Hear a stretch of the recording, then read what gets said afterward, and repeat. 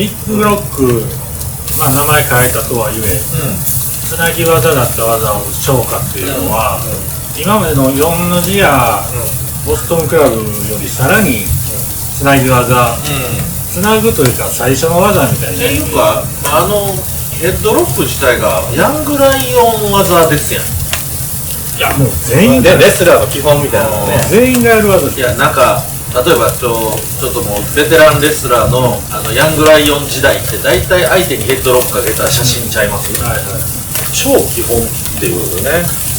でも遡ると100年ぐらい戻るみたいですね。ヘッドロックをフィニッシャーにしてた人って。過去にいてるんですね。もうアメリカかどうかわかんないですけど、エド・ルイスっていう人がなんかそうらしいですよ。江戸時代っていうんかなエド・ルイス江戸時代もやってる人はおったやろうけどね。ちょけていやいや、役人とかが取り押さえる農民をなんかこいつみたいな盗みやがってみたいなしてたかもしれんけど、技としてはヘッドロックって日本語で言うと何なんしょっぴくとかじゃないですか。いや、そう使っちゃう違うそうじゃなくてヘッドロック自体よ。力道山の時代にどう言ってたんでしょうね。まあ体固めとか言うてたように。いやだって今言うてたボストンクラブもエビ、まあ逆エビだったね。それねちょっと一つ実はね言いたいのは、ボストンクラブいわゆる逆エビは本場の名前はリバースボストンですから。はいはいはい、なるほど。ボストンクラブはエビ固め。そうエビ固めで天竜さんがパワーボムから抑え込むような、あれがエビ固めがあれボストンクラブです。でみんなの思ってる逆エビ、めっちゃ背骨折れそうなやつ、あれはリバースボストン。なるほど。まあそうですね、エビはあの形にならないですよね、自分からは。でやっぱ僕昔逆エビっていうのはエビの形の逆の技やからボストンクラブ逆エビは持ってましたけど、エビ固めって技があるとは知りませんでしたもんね、昔。ちなみにボストンクラブのクラブ分かります？どういう意味か。固めるみたいなことじゃないですボストンクラブのクラブはカニです。カニのクラブです。カニのクラブ、要するに普通のエビ固めの方の形が、ボストンで取れるカニの爪の形に見えたからボストンクラブ。だから例えば欲しいのサッカークラブとかバレークラブとかそういうクラブではないです。人が集まってみたいなそういうクラブじゃなくてカニの方のクラブです。海鮮の仕事してるやつが考えた海寄りやったかな。でカニ固めってできなかったんですよね。だからエビにしたんですかね。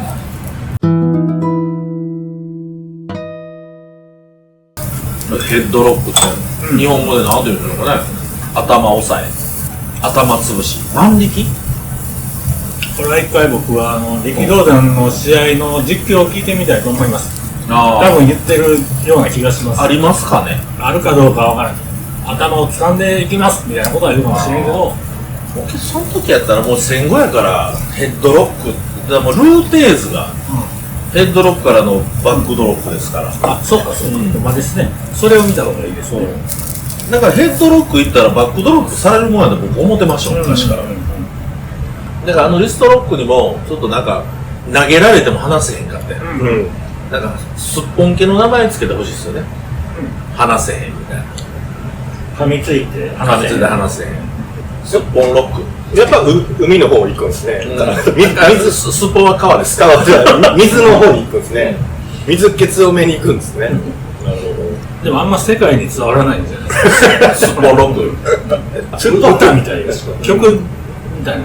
なんかパンクロックの京都バージョンみたいな感じですよね。売れてなさそう。滋賀とか。すっぽん鍋のなんかそういう地域のコーラが集まってやったロックみたいな。まあビッグすっぽんロック。ビッグすっぽんロックね。すっぽんっていう字めっちゃ難しいしね。硬さいなので自分でつなぎにくいこと言うと思う。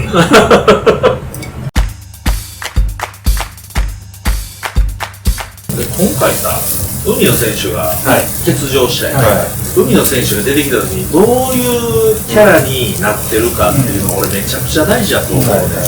引き続きピンクキャラやったら多分3年はそこ向くと思う。なんか指ハートやってたら、もうそんなんもうザックみたいにパキッもうほんまにええ加減せよと。もうあいつの個人情報さらけ出したのかな。なんでやねん。やらしいよ。やり方陰険やな。いつ使うんだよ。そんなんできませんけど、今がほんまにキャラ変のチャンスなんですよ、彼は。なるほど。かといって極悪ダーティーにはもう成田蓮選手がいてるし、で、まあ、制御不能ポジションはやっぱり辻選手いてるし、で、さっき言った太陽、正義、ポジションには上倉選手がいてるから、どうすんねんと。僕はなんかラリアットでいってほしいなと思ってます。富野選手でラリアット。めっちゃいいと思う。めっちゃいいですね。ボスも褒めてましたよ。あのラリアット。ああ、ラリアットな。ええよ。あれでもフィニッシュじゃないですからね。その後のセカンドチャプターなので。こんなこと言うてますけど、むちゃくちゃ期待してますから。誰よりも見てるってことですよ。アンチはファンですから。僕はもうあのポテンシャル、技の切れ方素晴らしい、体もでかいし、あれで収めるにはもったいなさすぎるんですよ。どれぐらいで復活できるとか全く分からん。脳震盪やもんな。他の選手も脳震盪になってもおかしなような技バンバン食らってますけどね。あんま見て分かるもんじゃないってことなんですよね。まあ何にしても復活早くなっていいか。万全のいい感じで状態でしてほしいですね。ちょっとこれがなんていうの、四天王でもないやん。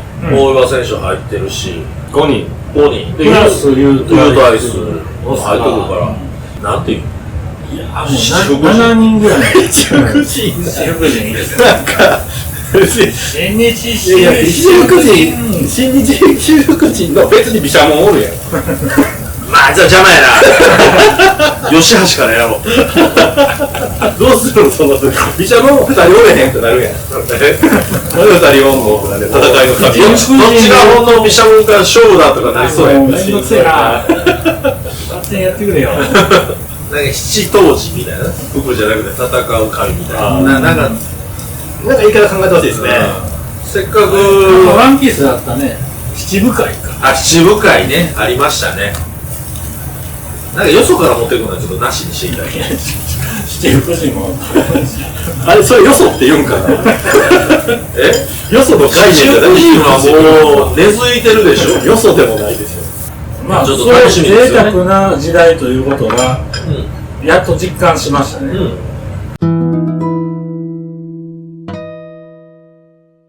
プロレス第3世代もいる。辻選手とか第何世代なの ?5 ぐらい。4が多分柴田とか中村とか新東婚シートも三段重視田中選手とかが4になる。 4になるっすね。その中で今が5やとしたら内藤岡田とかの辺はどうしますか。4じゃないの。4ですか。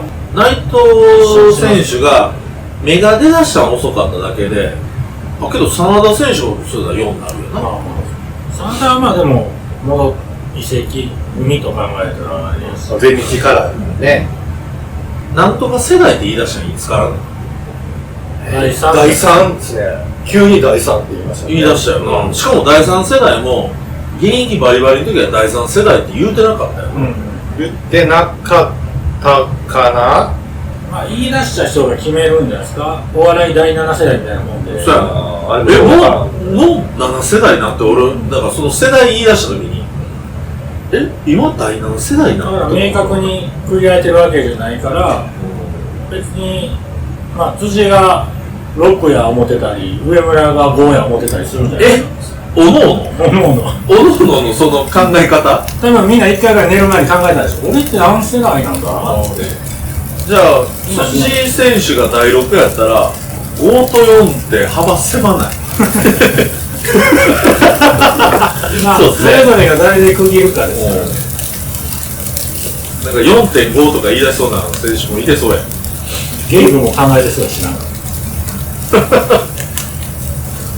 だけどほんまに今いい時代です。プロレスをなんかこの若い子に見てもらうにはすごい熱い選手揃ってるなと思います、本当に。でルーツが新日だけじゃないっていうのがそうやね面白いですね。これがワクワク見れるのが楽しみですね。そうですね。ごめんなさい、僕口に肉入れながら喋ってましたけど。猛牛の肉を入れて。いや、もういいですよ。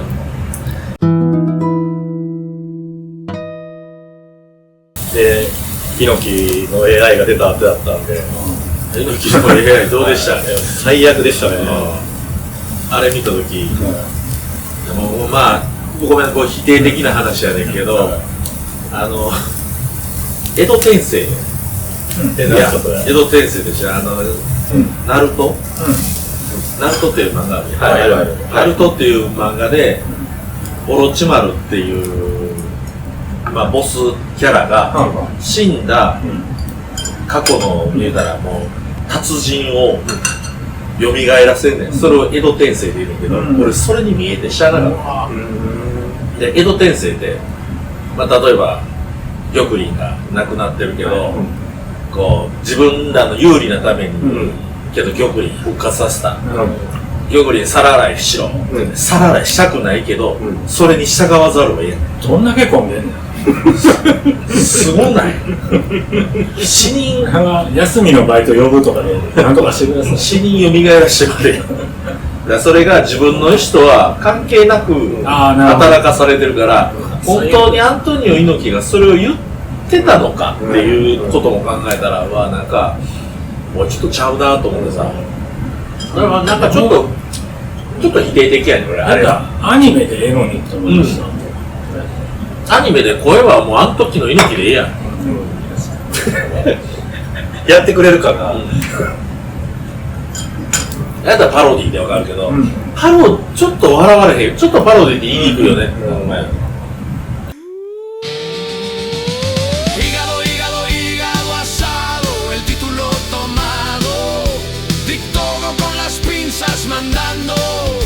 El drama en el ring va acelerando, recuerda bien Restaurant Hormón cantando.